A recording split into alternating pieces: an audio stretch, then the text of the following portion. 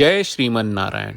ए पर जे टिप्पणी हम करे जा रहल बा रामानुजदास श्रीमान गट्टू वेणुगोपाल स्वामी जी के द्वारा दिहल गयल बा। अध्याय 15 पुरुषोत्तम प्राप्ति योग श्लोक 7। ममैवांसो जीवलोके जीवभूतः सनातनः मनः षष्ठानि इंद्रियाणि प्रकृतिस्थानि कर्षति। ओम।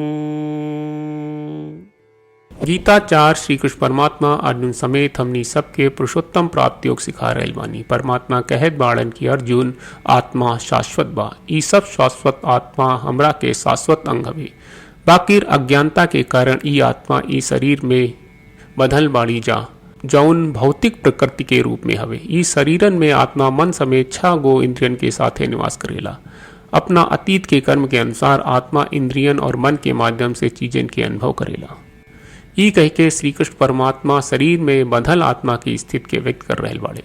यही से हमनी के याद रखे के चाहिए कि हमनी के श्रीमन नारायण के शाश्वत अंग ही जा।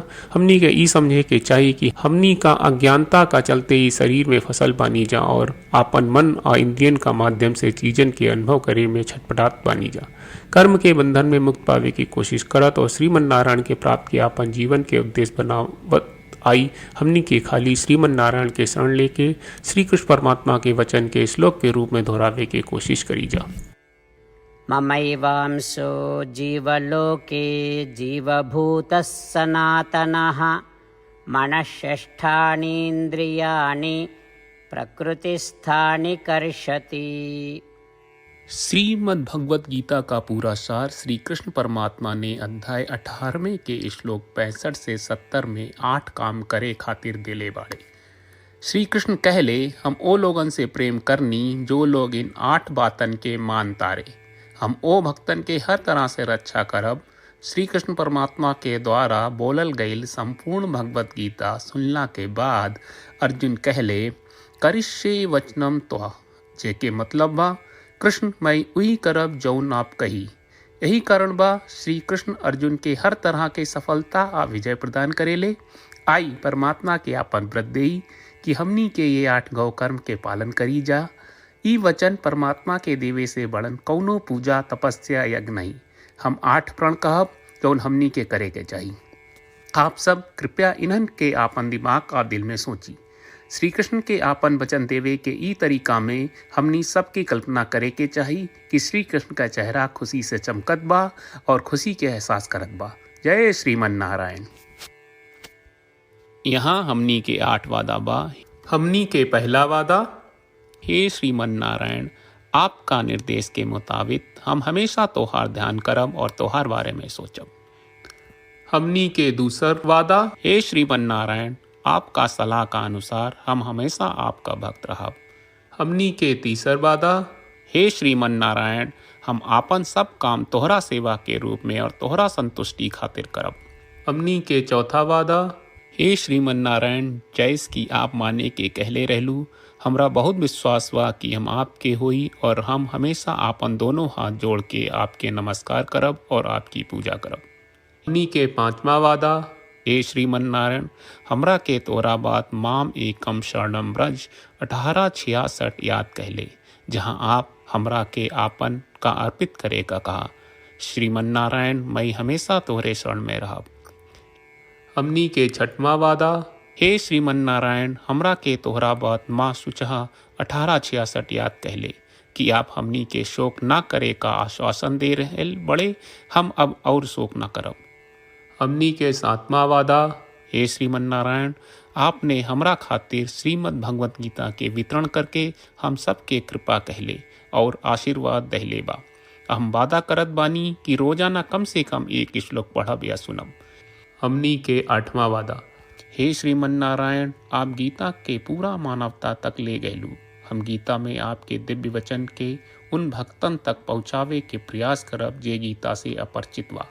हे श्रीमन नारायण हम उई करब जौन तू करे का कहब, हम ऐसन व्यवहार करब जैसन आप चाहत बानी, और हम खाली आपका खातिर काम करब। श्रीमन नारायण के रोज आपन वचन देहल कि हम ओइस करब जैस आप कहत बानी, ई अपने आप में बड़न पूजा बा। श्रीमन नारायण करशे वचनम त्वा, श्रीमन नारायण हम तोरे निर्देश के मुताबिक काम करब। सर्वम श्री कृष्ण अर्पणम अस्तु। जय श्रीमन नारायण। ममैवांसो जीवलोके जीवभूतः सनातनः मनः षष्ठानि इन्द्रियाणि प्रकृतिस्थानि कर्षति। ॐ ममैवांसो जीवलोके जीवभूतः सनातनः मनःषष्ठानीन्द्रियाणि प्रकृतिस्थानि कर्षति। जय श्रीमन नारायण। सब भक्त लोगों से विशेष अनुरोध बा, जीवन में हर चीज में हमनी के तत्कालिक और प्रभावशाली परिणाम की अपेक्षा रहेला। एकरा खातिर आइए रोजाना 1 मिनट के समय निकालल जाए और नारायण आश्रम पढ़ल जाए। नारायण आश्रम प्राप्त करे खातिर नारायण आश्रम वेबसाइट पर जाई, जो www.narayanashram.org है, और पंजीकरण में आपन नाम और ईमेल दर्ज करी। आपके द्वारा प्रदान कईल गई ईमेल पर आपका एक नारायण आश्रम PDF प्राप्त हुई। PDF में एक रामायण श्लोक, एक गीता श्लोक और एक विष्णु नामम बा। ये तीनों के मिल के नारायण आश्रम कहल जाला। हर व्यक्ति के ये श्लोक के अलग अलग संयोजन मिलेला। जब हर कोई 24,000 भक्तन के साथ रोजाना आपन नारायण आश्रम पढ़त आ सुनत बा, ता हर दिन संपूर्ण रामायण का 1 दौर, श्रीमद् भगवत गीता पारायण के 33 दौर और श्री विष्णु सहस्त्रनाम स्तोत्र पारायण के 24 दौर प्रतिदिन पूरा होएला। ई एक बहुत ही उल्लेखनीय और विलक्षण परिणाम बा, जौन हर एक दिन ऐस करे से निकलेला। ई कारण बा कि आप और आपके परिवार के सदस्य तुरते जाके आपन नारायण आश्रम प्राप्त करी। जय श्रीमन नारायण।